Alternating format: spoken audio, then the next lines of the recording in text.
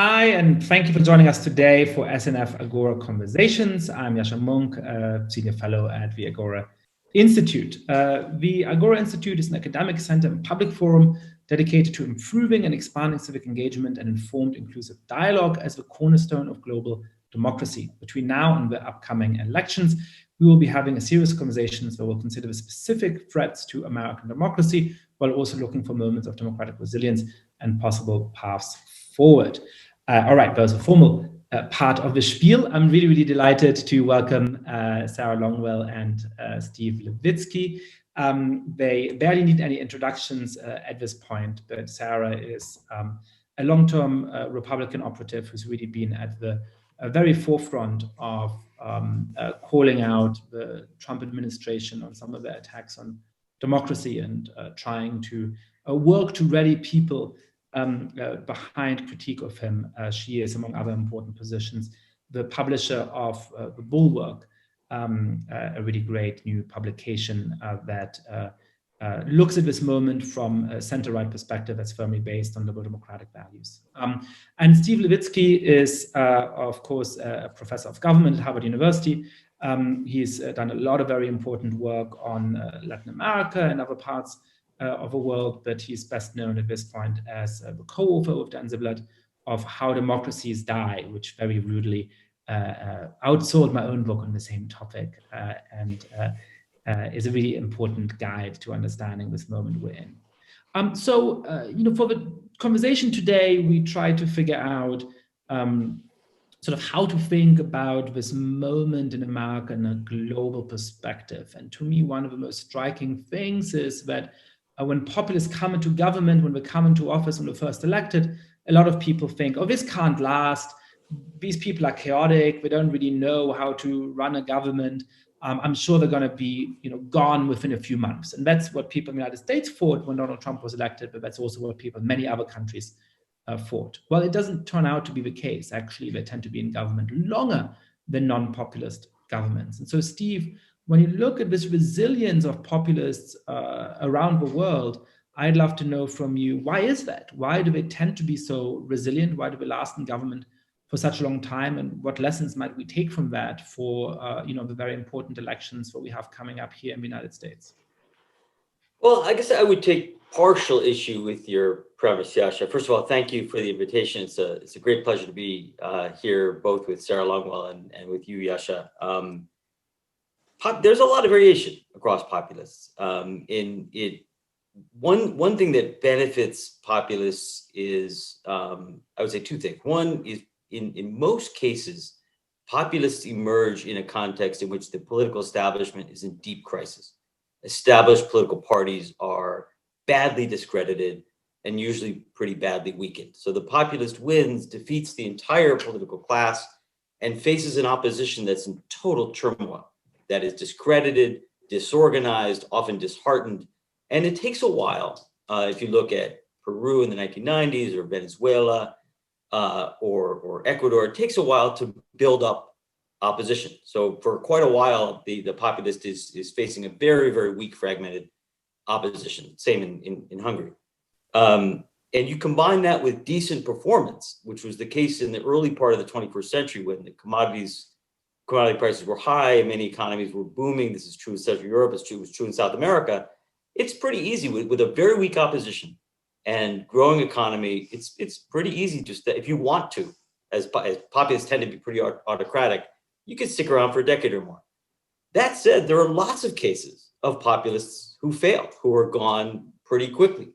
Ecuador has a string of them, from Abdallah Bucaram in the late 90s to Lucio Gutierrez in the early 2000s.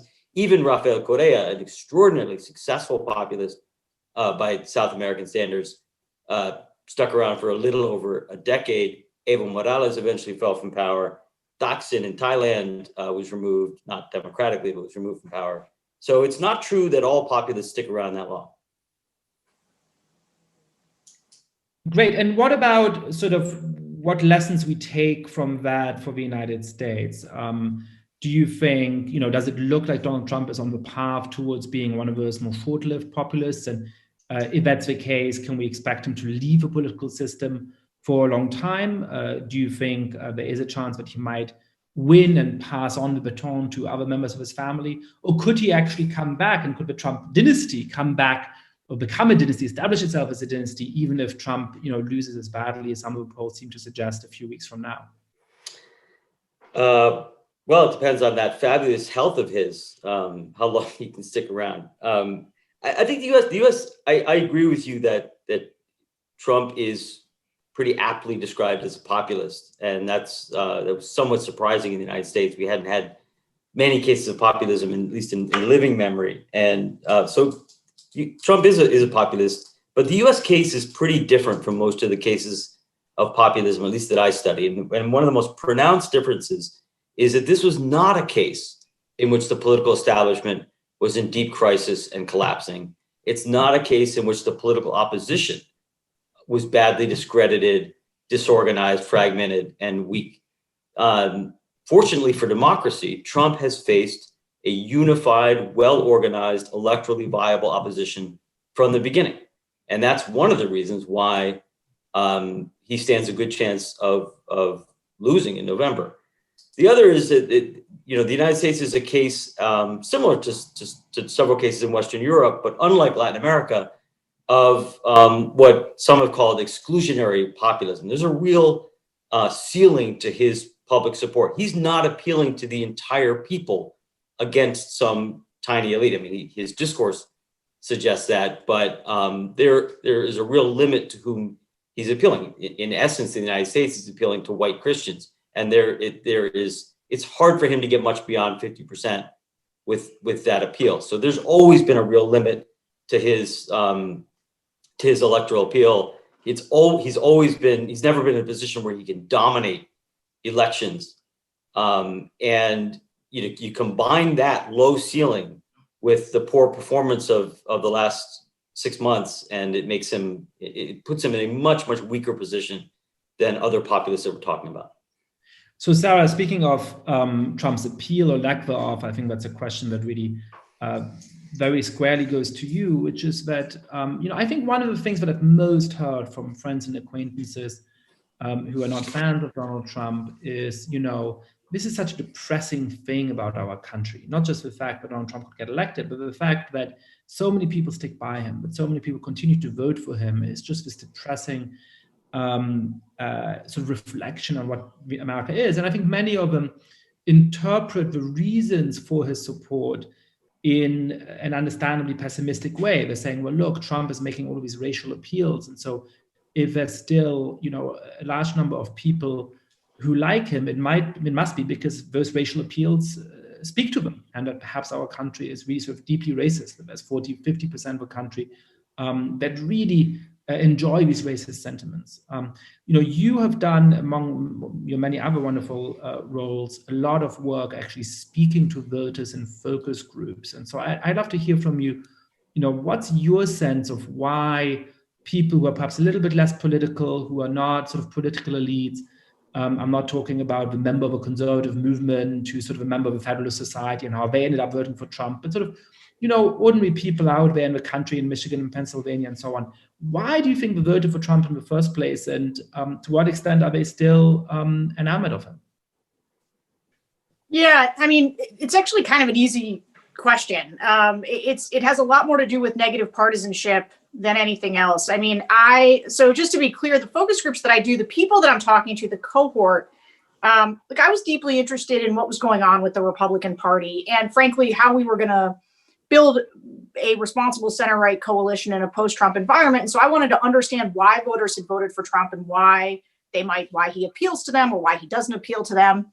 And I ended up, because I was focused on people who voted for Trump in 2016, but rated him as doing somewhat or very bad, I was sort of talking to that coalition of people who were, I would call them reluctant Trump voters, right? So they talk, when I open every focus group, and I've been doing them since 2018, I've done about 50, so at least 100 hours worth of focus groups talking to primarily women, but also mixed groups. They always say this, there's a wide variety of opinions on all kinds of things, but there are certain things that everyone says every time. When I ask the question, why did you vote for Donald Trump? And why do you rate him as doing somewhat bad or very bad? People's answers are always the same. I didn't vote for Donald Trump. I voted against Hillary Clinton. And then their second reason is businessman, and you've got to just remember, it's something that I forget and have to constantly remind myself of. I'm reminded in the focus groups, they all feel like they knew him. Their impression of Donald Trump was formed long before he came down the escalator, which is when my political impression of him was formed, because I didn't watch The Apprentice, and most elites and writers never did, but Americans did. And so they viewed him as this carefully curated, sort of consummate businessman. He's out there firing Gilbert Gottfried, and a lot of people in America look at that and say, like, well, that's a decisive businessman. That's who should be running the country. And they're tired of sort of business as usual in politics. And so that leads them to sort of a burn it all down kind of candidate like Donald Trump. And then I think to Stephen's point, in the early days when I was doing them, 2018, even before the midterm elections, look, there were people who voted for him and thought they were sort of signing up for something different. Like, I hear all the time people say, I thought that he would be more professional. I thought he would grow into the job. I thought he would act like a normal president. And they saw that he didn't, and they were kind of out right away. And you saw the reflection of that movement in the 2018 midterms. Then there's a next group sort of over who really was hanging in, and this is to Stephen's point, around the economy. Things were more or less okay. And I would always ask this open-ended question where I would say, how do you think things are going in the country? And prior to March of this year, people would always do the same thing. They would separate, they'd say, well, what do you mean? And they would want to separate it into two buckets, because they would want to say, things don't feel very good. Things feel very divided. People are angry. Things don't feel great, but the economy's doing well. People are working. I think Donald Trump's a jerk, but he doesn't get enough credit for the things that are going well. And so, that was this sense of, the media is against him. The Democrats are against him. And he's doing some good things. And Americans are actually quite fair-minded. They don't like the idea of a pile-on. And so they wanted to say, yeah, I hate the tweeting. I hate all of his actions, but he's okay for the following reasons. But let me tell you why you didn't ask this, but if it's okay, I'm going to jump into why a lot of them have moved away from him. What was the thing that broke them? And that is personal consequences. So abstract foreign policy, things like whether he did or did not pressure a foreign government into investigating his political opponent, does not affect people's lives. It's not even that compelling of television in general. And so you don't get Americans super juiced about it. When COVID hit and the attending economic crisis, that affected people. When I do focus groups now, and I've been doing them on Zoom ever since, this happened, the amount of pain in the country, people, they no longer want to separate things into buckets. Everybody says the same thing. I'm not sure if I'm allowed to curse, so I won't, but they call it an S show. That's the main. Sometimes people are exceptionally polite and they call it a poop show, but these are women saying what's going on in the country is horrible. Things are falling apart. It's divisive. Everything's wrong. And then they tell you personal stories of pain. They can't go there. They have chemotherapy. They're a cancer survivor, or their father just had a heart transplant and he can't go to the store because people won't wear masks. People they've lost their job. Somebody in their family's been furloughed. Their small business isn't open.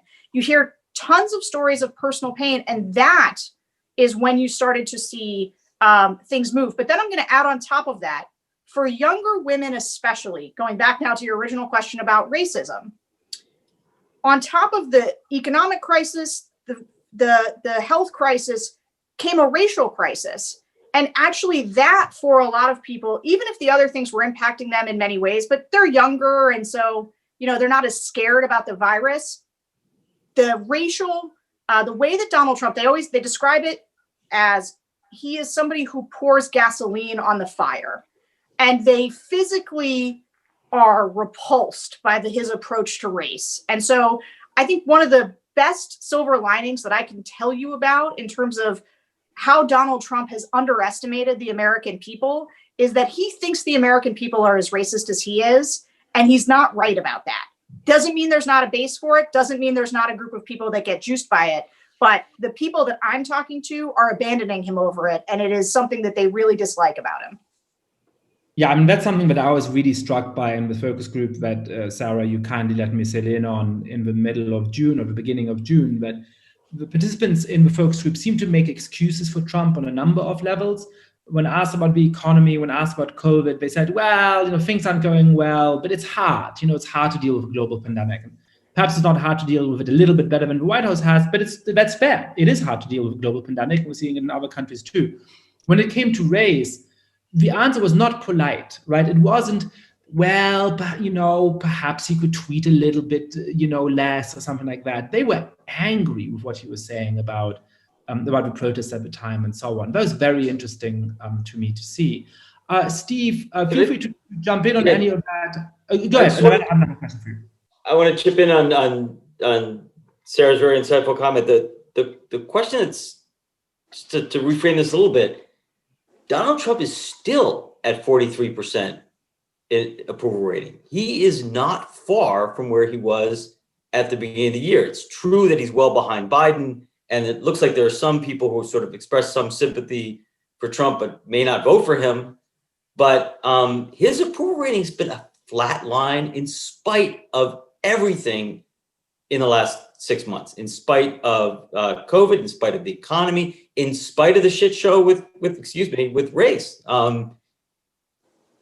He's still at 43%, so he hasn't lost that much. So why is that, Sarah? It's actually a hard question. I think that, it's because I'll tell you, and I'm going to actually make your question slightly more complicated, but it's something I'm grappling with that I'm trying to figure out the answer to, which is, how is it that you see so much movement among women? So right now in the polling, Joe Biden is almost doubling Donald Trump's percentage with women. It's about 33% to 60%. Joe Biden is way ahead of where Hillary Clinton was with seniors, with college-educated white suburban voters. So how is it possible that you're now seeing polls, the polling averages are at 9.8. You're seeing these crazy polls come out post that just absolute, insane debate that he had that show him at 14 points in an NBC Wall Street Journal poll, 16 points in a CNN poll. Those are probably slight outliers, but they suggest that, but here's the thing. People say, well, the bottom's falling out on Trump. No, it's not. He's still at 41%. The ceiling is going higher on Biden, right? And so I think that part of what is difficult to ascertain is how is it that Donald Trump stays at this place while there's all this other movement? And I don't actually have like a great answer for that, other than to the extent, if you combine James Carville's observation of it's the economy, stupid, with the numbers that show that Donald Trump is still, the one place he leads Joe Biden is on the economy, that I do think that there's an element of just people, and it's stubbornly persistent. No matter how many stories about Trump's taxes come out, no matter how much he runs up the debt, no matter how badly he handles COVID, that businessman thing, that facade that he's built is not cracking with people. They still think he's the best person to handle the economy. And so I just think there's just that same group of people who always think he is better at the economy. And then it's the reverse thing too. It's the negative polarization, right? So it's there's just always a group of people who aren't going to ever say the other side would be better, even though in the polling, people are breaking for Biden when given like an alternative to go to and being faced with an actual choice. The reason that the numbers are going up is that undecided number is shrinking, and those people are breaking for Biden. So let me turn the question around to you, Steve, and say, look, okay, so you're saying some populists actually don't last that long in office. We can have that debate over a beer virtually after the panel.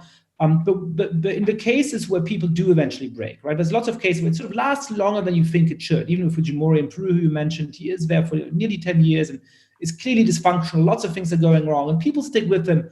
And then often there's a moment when it does suddenly turn, and the sort of minimum support they seem to have for a long time breaks away, often I think quite rapidly.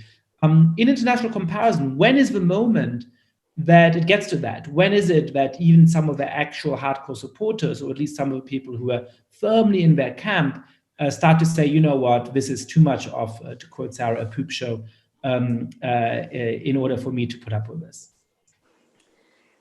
Again, it varies some. In the case of Trump, I think, just to walk back into Sarah's answer, I think partisan identity as well as negative partisanship is really critical. So the Republican Party is a strong political party. Our parties are really, really polarized, and partisanship, partisan identity has come to mean a sense of community, and our whole conception of what it means to be an American is wrapped up into our partisan identity. It's our attachments have gotten, I don't want to overuse this, but somewhat like our attachments to sports teams. Like, I love my Mets no matter how they behave and no matter how much they lose. I'm still going to root for them. Doesn't matter how they perform. I don't think it's economic performance so much.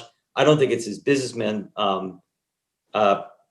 image so much as it is just sheer intense partisan attachments. Now that feeds into the answer to your question, Yasha. In some populists are personalists who don't build parties. In some cases, like Chavez, they're eventually able to build parties and partisan attachments grow strong, and those guys can endure longer, unless they die of cancer, like Chavez. But a lot of populists, like Fujimori, really are very personalistic and don't build much of an organization and don't build strong partisan attachments. And those guys can fall rather quickly. It's often a bit of a collective action problem among their supporters. Everyone individually sort of wants to defect. And there's sometimes, in the case of Peru, the release of these videos that revealed the extensive corruption in the regime was kind of the trigger for a lot of people to defect. And it often has to do with either scandal or poor performance. But it's populists who are able to build organizations or inherit organizations. Turkey and Hungary are in this category. I would put Venezuela in that category. Are able to ride out difficult times, are able to ride out scandals and endure much longer. By the way, one of my favorite facts about Fujimori, I don't know why we're ending up talking about Peru so much, is that Alberto Fujimori, as the last name implies, he's of Japanese heritage. And yet, and this is actually, I guess, part of a populist shtick, you can actually win as somebody who's not part of the ethnic majority. There's very few cases of that. So Fujimori is really interesting in that respect. But he was popularly known as El Chino, rather than as the Japanese guy, as the Chinese guy, to the extent that he actually would appear at campaign appearances with a sort of traditional Chinese outfit and hat and so on. So it's quite remarkable. But one of the things about Peru and about Fujimori is that suddenly his daughters plays a large role in Peruvian politics again. And so there was a good number of years when it looked like the country had really overcome Fujimorismo, and now it plays a large role again. I think we're sort of on the descending platform again a little bit. But what do you think, Sarah, would happen if Donald Trump loses quite clearly in this election? Is there a chance, is there a way back for the Republican Party to quite clearly distance itself from Trumpism? Will Donald Trump Jr. or somebody else take over the Republican nomination in 2024? Will Donald Trump himself run again in 2024, which is theoretically possible? Or do you think it will feel like a strange four-year aberration and the party goes back into a more quote-unquote traditional conservatism again? I think it's a mix of those things. So I think that, first of all, the only way for the Republican Party to find its way back as a center-right party with that can build a governing coalition, a governing political coalition, is for Donald Trump to be thoroughly repudiated at the polls. Because if he loses narrowly and everybody says, well, it was COVID and he was really onto something, that gives him a grievance that he can nurse and will nurse for quite some time. When he starts Trump TV, it will all be about the rigged election that robbed him. The Republican Party will continue. You got to understand something about Donald Trump, which is he doesn't actually care that much about Democrats, right? He cares about owning the Republican Party. He cares about them having to kiss his ring and him having total and complete control of that party. And I think that it's going to be difficult for them to distance themselves from him unless it is a humiliating, thoroughly discrediting defeat. And I hope we're like, and to me, like, we're not quite there yet. Like, everybody's happy about the polls, but like, because even though the polling environment's been pretty stable, the voting environment's incredibly unstable. And he's going to do whatever he can to, discount ballots or say things were fraudulent or otherwise undermine the legitimacy of this election, because he needs that grievance to hold on to his power and hold on to his supporters. But if it's thorough enough that on election night, Florida is against him, Texas is against him, the people that we know are going to count that night, and it's just a bloodbath, well, then Republicans have to rethink what's doing, because they'll also, at that point, he'll have taken the Senate down with him and they'll be out of power. And so that is a wilderness moment. And wilderness moments are when parties figure out how to rebuild themselves. Now, they've got a couple of real challenges for that. There was a poll a few months ago that asked people who their choice was for 2024 already. Number one was Mike Pence, which is a little bit weird because he's sort of just the absolute opposite and appeals to an opposite side of the party than Donald Trump. Number two was Don Jr., who outpaced Ivanka by inter-family. I'm not sure how well that poll played because Ivanka was much lower. And I think Nikki Haley was third. But that's your field. There is going to be an appetite going forward for the Trump dynasty. There will be people who always just now associate Trump because he has been a cult of personality. He's whatever. I'm not a political scientist, so whatever Steve was talking about these populists who don't really build coalitions and they build everything around the myth of themselves. Donald Trump is a mix of that because he hijacked a party that had infrastructure, but at the same time, he's a cult leader in a lot of ways. Like, it is all about him. And so there's going to be a part of the party that, it's going to be there for Don Jr. Now, the one thing that I will say is that obviously demographically things are changing all the time. We're not talking about a static electorate. And so, older voters who tend to like Donald Trump more than younger voters, there will be a shifting demographic. And look, just Republicans are going to have to find a way to win again. And that means winning women back, and that means the suburbs back. And you can't do that with Donald Trump. So like, they're really between a rock and a hard place is my top line. And just to add, primaries play such an important role here. I mean, we wouldn't have had Donald Trump were it not for very democratic internal candidate selection process in the United States. And, very likely to have a very fragmented field in which Trumpistas are sort of an intense, maybe plurality. For Don, I thought Ivanka. I didn't know that Don Jr. was ahead. But the person, whether it's Trump himself, whether it's a family member, whether it's somebody endorsed by Trump, may have the intense support to do what Donald did in 2016, which is sort of run up plurality victories. If the party itself were thinking like Sarah and that it needs to reinvent itself, is going to actually win national elections, if the party establishment actually had power, it would probably go in a very different direction. But the voters are going to have a big say, and that could bring a Trump back in 2024. Yeah, I think that, as Steve is saying, it really is all about the primaries in 2024, and there can be a lot of quite idiosyncratic things about the race that decide who wins. It could be that there's two very credible Trumpist candidates and they don't coordinate properly between each other, and a more moderate candidate squeaks through. Or it could be that everybody's running in a moderate lane and there's a Trumpist who's able to win, even though he doesn't necessarily have majority support among the electorate. I think in some ways the fate of the Labour Party in Britain is interesting. I do not want to equate Jeremy Corbyn and Donald Trump. I think they have many important differences between them. But certainly it looked as though the Labour Party was not going to be a moderate left party for a very long time, that it was going to remain far left, and that Jeremy Corbyn could handpick his successor. And what he ended up with was a successor in Keir Starmer, who was deeply complicit in some of the failings of the Corbyn years, who had not had the courage to call out what I see as the failings of the Labour Party in any clear way at all, but who was implicitly promising to move on from it a little bit. And he managed to win over the sort of Corbyn successor candidate and is now moving quite quickly and quite impressively to expel anti-Semitism, for example, from the party. So I wonder whether something like that might be a path for the Republican Party and who that kind of candidate might be, but I may be being overly optimistic here. I have a whole bunch of interesting questions from the audience, and I encourage all of you to ask additional ones by typing it into the chat box, and it will then magically appear in the chat here for me, and I can give voice to those. Let me ask the first question that really gels well with what we've just been talking about. It's that exclusionary populism has a ceiling, but it still helped carry Trump to victory in 2016. Even if he loses in 2020, how do we guard against the success of that platform with future candidates? And I'm going to give a spin on that question, which is, if the Republicans want to succeed in future, not through voter suppression or other things, what kind of platform do you think they would need in order to do that? Is it possible for them to win with Trumpism 2.0, or do they have to change in order to be a viable national party after 2020?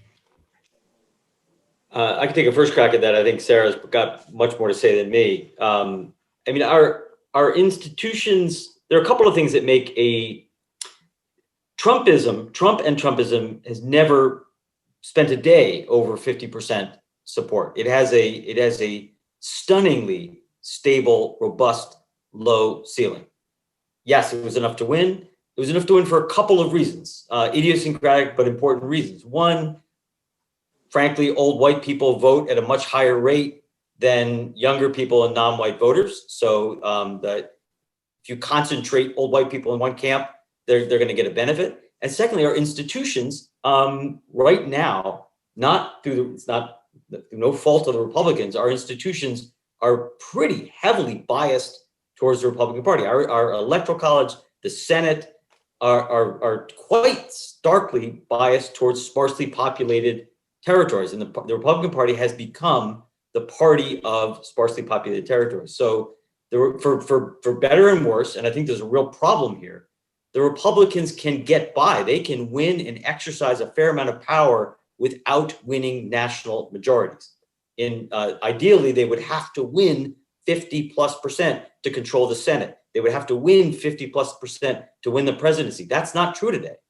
It wasn't true in 2016. It's not going to be true in 2020. There are studies that show in order to be sure that he wins, Biden has to win by more than 5 points to be sure that he wins in the electoral college. So what that means is that a Trumpist, even though a sort of Trumpist platform is not going to win a majority support in the United States, it can still win the presidency. It still can gain a lot of power in the Senate and in the House. And I think, unfortunately, that weakens the incentive that Sarah was talking about to adapt, right? Parties change when they lose. Parties change when they take electoral drubbings. If parties can get by and win without earning 50% of the vote, they may do it. And I think the Republicans, because of our institutions, have a weaker incentive to change in the way that, say, the Democrats did with Clinton in the 80s and 90s. Sarah. So the two parties exist not in isolation, but in relationship to each other. So what is Trumpism?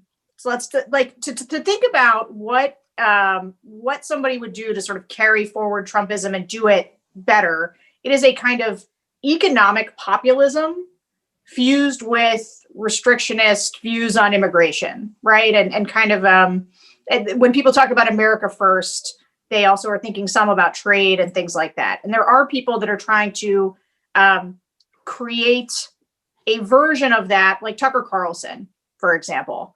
Tucker Carlson sounds like Elizabeth Warren when he talks about the economy. That is very different from the conservatism that I grew up with. That's about limited government and free markets, and that even somebody like a Paul Ryan type conservatism. And so there's going to be a bloodbath over what this party is going to look like in terms of those policies. Because right now we actually don't have a coherent sense of, as a party, what it is that we stand for. And in fact, the reason that negative partisanship is so important is because the one thing holding the Republican coalition together now is that they say, we're not those socialists, right? Yeah, I don't like Donald Trump and a lot of these Republicans, but you can't let the Democrats, every election's a Flight 93 election, and Democrats and socialism are the existential threat that keep the Republican coalition together. Now, that existential threat was dealt a serious blow when the Democrats nominated the most moderate candidate of the panoply of offerings that we had from the party. And when it came down to a head-to-head with an actual socialist, the centrist Democrat won overwhelmingly. Now, the Republicans basically have decided they're just going to run the exact same playbook against the centrist that they were going to run against the socialist. But based on the polling, it doesn't look like it's having some effect. I certainly hear it in the focus groups where people are like, I just can't get there on the Democrats. But independents are breaking for Biden. Women are breaking for Biden. Suburban college-educated voters are breaking for Biden. So I think that in terms of, but I think that the Democrats have an opportunity. And they have a potential place where they could go wrong. They could work for a permanent political realignment. They could capture women and see that women don't go back to the Republican Party. They could capture college-educated voters and suburban voters and make them theirs for the long haul if they don't go too far left. But if they do, if Joe Biden's administration could focus on COVID. And it could focus on infrastructure, and it could focus on broadly popular things, or it could focus on it could look like the fever dream that conservatives worry that it will be, like AOC is running the party. If it chooses the first path, it has an opportunity to be a dominant, to force the Republicans to a place where they can't just do the economic populism and the restrictionist immigration, because they'll never win the suburbs back. They'll never win women back, and they can't win. And so my point is, and I hope I'm making it clearly, there's that tension is there, where what the Republican Party becomes and how it has to orient itself in order to win has a lot to do with what the Democrats look like and how then people have to choose between those two visions. That's fascinating. One other question, I have a wealth of questions from the audience, feel free to keep them coming. Is populists often stay in power because they're underestimated by opposition and they change the rules to benefit themselves. Trump did both. Would he have been likely if it hadn't been for COVID and the economic crisis that stemmed from that? So if we hadn't happened to have this virus and the economy would be in as good a shape as it seemed like it was going to be in the fall, if there hadn't been 210,000 people who've died in the last 9 months, would Trump now be speeding to re-election? What do you think? He wouldn't be speeding to re-election. He would have at least a 50-50 chance of re-election. I mean, the polls suggested, if we assume that Biden is still the candidate, it was going to be a very tough race, a very tight race, a very close race. Trump still had his ceiling. He was still at 44% rather than 43%. But 44% is not a shoo-in for re-election. So the idea that he would sort of coast home like Reagan in '84 is way off the mark. This was going to be, in the best of cases for Trump, a very close victory, not unlike 2016. He might have repeated the performance. I think it's true that Trump was underestimated. I think it is true that a lot of populists are underestimated because many of them are political outsiders. Many of them, they are actually fairly inept, and they're just constant norm breakers. They don't do what the media and political establishment expect them to do, and so they get put down, sometimes ignored, often insulted by much of the establishment, and that works to their political benefit. So, and that was true with Trump, but I think we also overestimated Trump quite a bit. I mean, after he pulled off, Trump got very lucky in 2016, right? He lost the popular vote. The stars aligned that he was able to win with 70,000 votes across 3 states, but he got pretty lucky. And I think the stunning victory that, all of us believe that, I'll speak for myself. Many of us believe that Clinton would win the election. He pulled off this stunning victory against all the odds. And we began to see him as some kind of a political Superman, which he's not. I don't think he's very politically talented. He got lucky in that he inherited a strong economy, which persisted, and that gave him a shot at re-election. But for the most part, I think we have mostly overestimated Trump in the last couple of years. Yeah, I think one of the striking things is that, an American presidential election is one candidate against the other candidate, and one of the two candidates has to win. And if both campaigns make real mistakes and have a wrong understanding of the American electorate, then by default, one of them is going to win. We're going to say, my God, that was a brilliant campaign. We didn't realize how brilliant they were being, even if actually they just happen to be, a little bit less blind or a little bit more one-eyed. And I certainly think that Trump's model of how to win the American election does seem to be you just whip up the base, throw whatever it takes to get them into a frenzy. And the American people like that. And there's enough people, as we're speaking to the earlier parts of the conversation, for example, who are racist for that to work. I think that clearly seems to be what Trump believes. I actually happen to think that he's wrong about that. Sarah, what are your thoughts about this? Minus COVID, minus the economic crisis, would Trump be coasting to re-election? I do not think he would be coasting to re-election. I think that he would. I think even before all this happened, I've been thinking about how you beat Trump since the moment he was elected. And so I had him, I was looking at tons and tons of polling at the end of 2019 and thinking about how things were shaping up. And, once honestly, my perspective was as long as Joe Biden's the nominee, Joe Biden will win the election. And I believed that he would be able to, with the abandonment of women has been exacerbated by COVID, but it was happening before that. And it was very clear in 2018 that women were moving away from this president pretty quickly. And it goes back to what I said before, where a lot of people, they just couldn't vote for Hillary Clinton. I just can't express to you how much for a lot of center right-leaning independents, how against the Clinton dynasty they were, how just sheer muscle memory was not going to allow them to pull the lever for Hillary Clinton. But a generic Democrat was going to be okay. And I knew if it was a generic Democrat, if it was Joe Biden, that it was going to be close, but he was going to be able to win back some section of white working class Obama-Trump voters.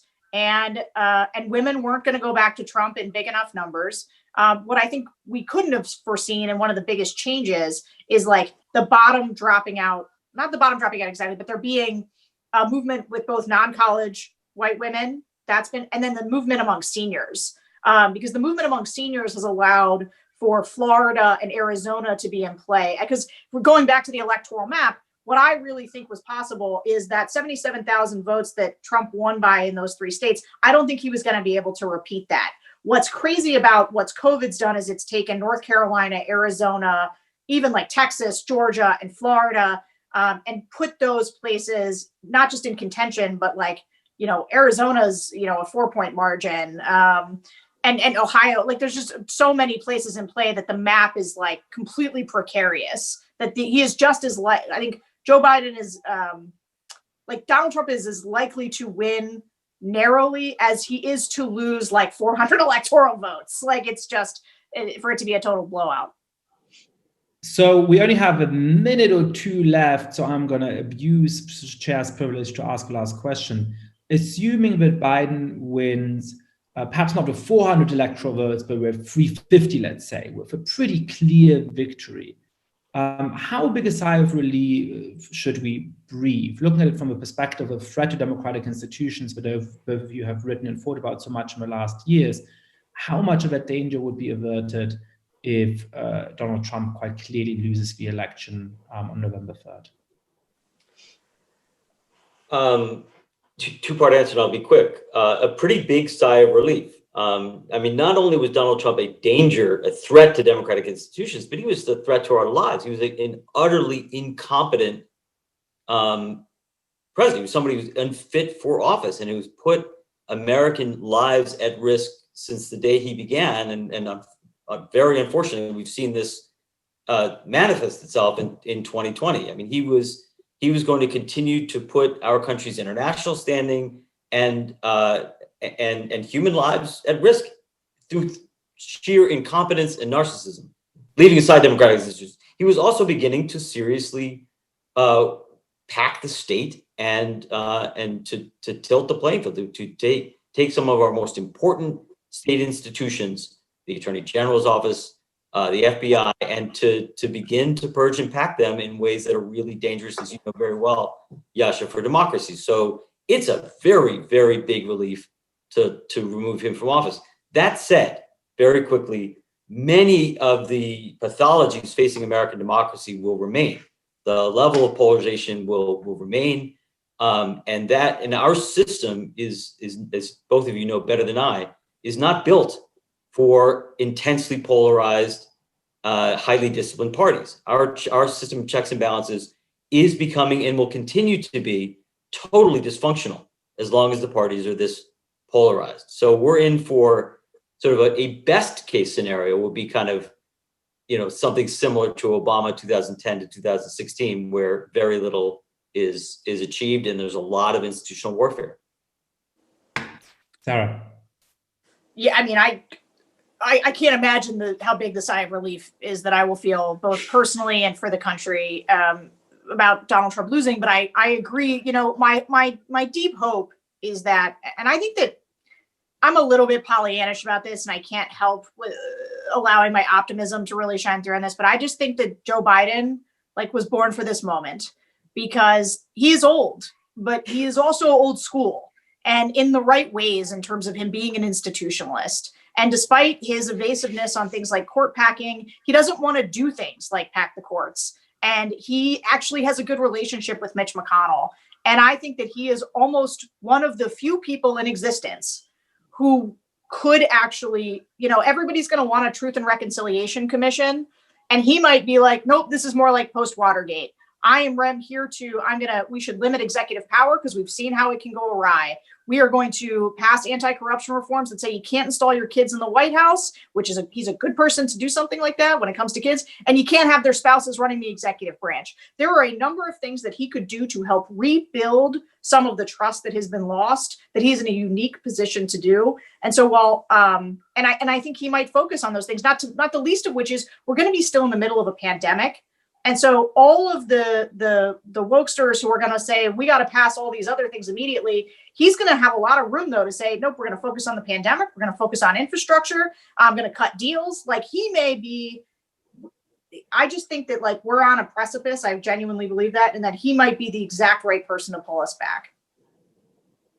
Sarah and Steve, you've done so much in the last years to help us understand populism and to help us fight populism. And you've done a lot over the last 45 minutes to give me hope and optimism and energy. And you've been very entertaining as well. Thank you so much.